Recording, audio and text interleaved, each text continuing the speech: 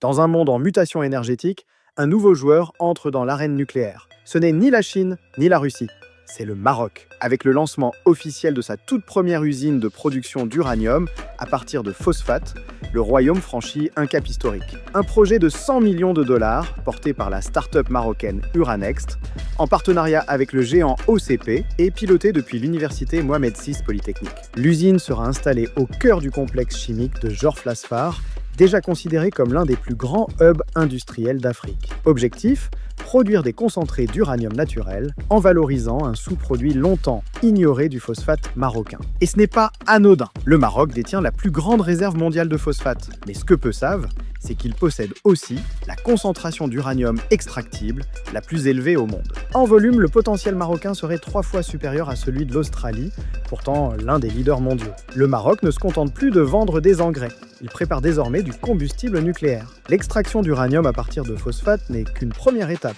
À terme, le royaume vise la création d'une véritable filière nucléaire. Extraction, enrichissement, puis production d'électricité via des réacteurs. Des discussions sont déjà en cours avec plusieurs puissances pour le transfert de technologies. France, Russie, Corée du Sud, États-Unis. Le Maroc construit ses alliances et avance sur un terrain stratégique, très surveillé. Car si le projet est officiellement civil, l'enjeu dépasse l'énergie. Un pays capable de produire, enrichir et stocker de l'uranium maîtrise un levier stratégique de premier ordre. Une technologie duale qui peut aussi bien éclairer des villes que changer l'équilibre militaire d'une région. Dans un contexte régional sous tension, cette avancée suscite l'attention, voire l'inquiétude de certains voisins. D'autant que nombre de leurs annonces dans le nucléaire relèvent de plus de l'effet d'annonce que d'une capacité technique réelle. Le Maroc, lui, avance avec méthode. Il mise sur la technologie, la souveraineté et la transition énergétique.